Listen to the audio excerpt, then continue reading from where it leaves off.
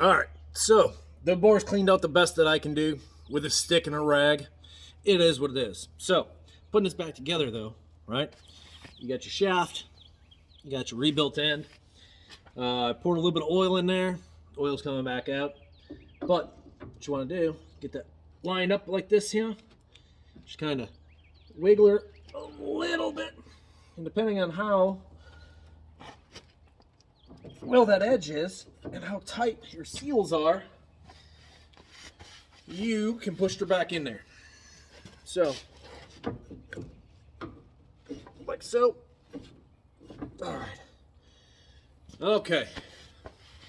So, I don't know about you guys, but I understand that dissimilar metals corrode dissimilarly. So what I do on all of mine, because this is a steel housing and aluminum gland nut, I take me some of this here, gray gold, called anti-seize. It's got a zinc compound in it, so it actually protects from rust and corrosion and all that nasty shit.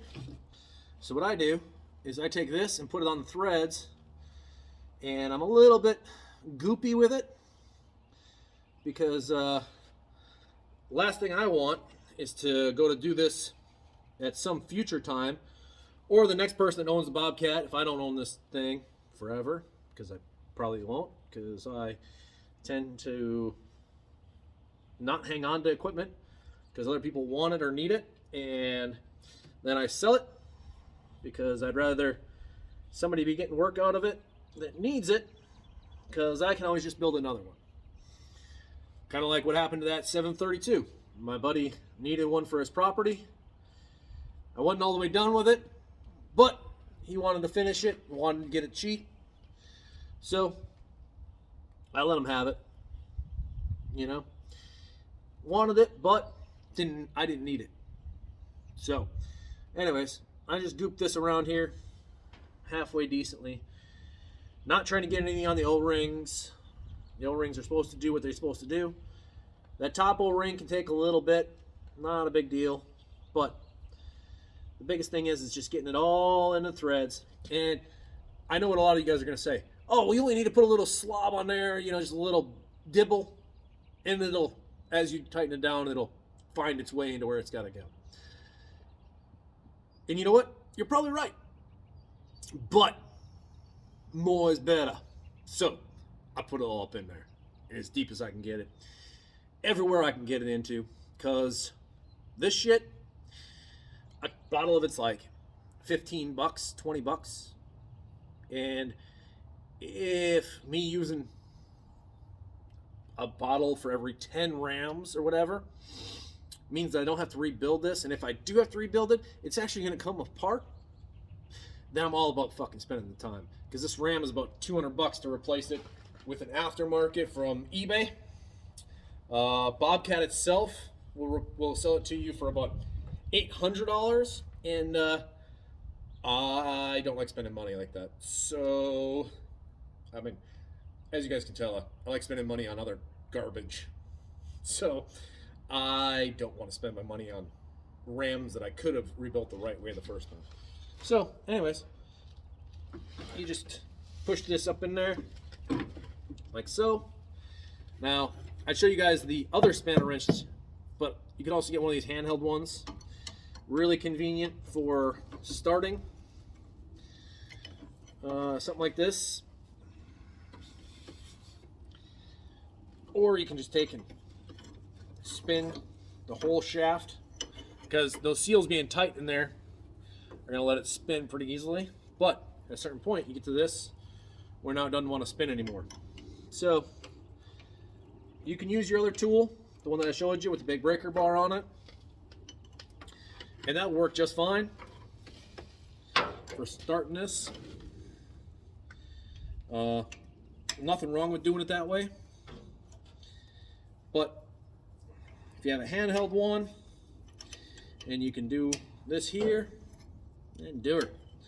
I've also used needle nose pliers or bent needle nose pliers to do this.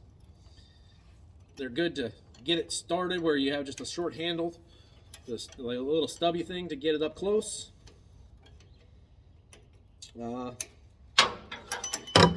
Whatever's going to get the job done. Anyways, it started. Grabbing that ram, I've got gunk all over my hands now, so I don't want to grab too much stuff.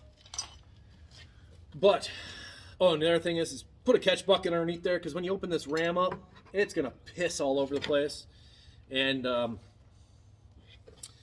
yeah, oil doesn't like to decompose so easily. You know, those fossilized dinosaurs, they just keep hanging on, you know. So, if it gets in your ground, it'll seep down. And if you do this enough, like I do, it'll eventually pollute your water and cause a lot of issues. And kids with 3 arms and 15 toes and other shit like that. So it's better just to catch it. And then you get to put this in your used oil bucket to dip shit in, to lubricate stuff that you take apart that people want to throw away anyways. So, anyways, it just takes a little bit of gooping to get her up to this point. And here in a second, I'm gonna grab my breaker bar one and snug this down. But for today, that's rebuilding the hydraulic ram at Babby Customs. So, y'all like and favorite and subscribe and all that happy horse shit, because yeah, I kind of like doing this shit and sharing it with y'all, because I don't know about you, but been a mechanic or tinkering on shit for 30 years or so. Yeah, some of you are like, oh, but you're turning 38 tomorrow, so how have you been doing it for 30 years? Yeah, I was that fucking 8-year-old out there taking Dad's fucking drill apart. Hey, Phil, Dad? Yeah, sorry about that. But here we are.